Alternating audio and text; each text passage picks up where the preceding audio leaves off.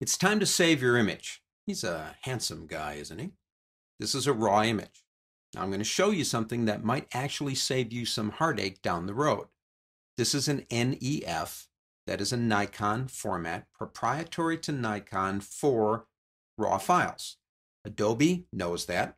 They get the code from Nikon, they write it into the camera raw, boom, I can open the image. But understand, over the years, there's a lot of this stuff coming out. It's possible that 10 or 15 years from today, that format for NEF was so obsolete that Adobe doesn't support it anymore. So you've got literally hundreds, if not thousands, of raw images that you're trying to figure out how you can open them because the raw plugin doesn't open them. What do? Adobe's solved that problem for you. It's called the digital negative format. We go to Save Image, and we go into the DNG format. Now you can give it a new name, select a folder. The format is either digital negative, JPEG, TIFF, or Photoshop. Now the DNG format is kind of like all the information that you can pack into a raw image in a format that will always be supported by Adobe.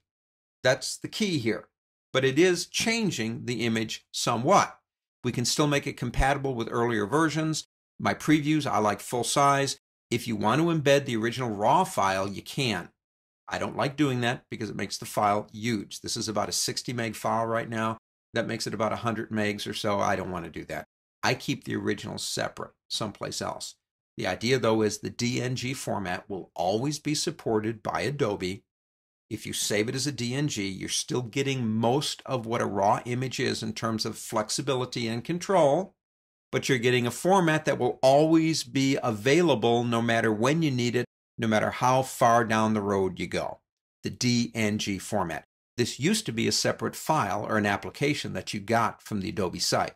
It was the digital negative app, and you would actually drag your images into it to convert them to DNG. It became so popular, it's part of the program now. So in Camera Raw, save them as DNGs, you'll always be able to open them.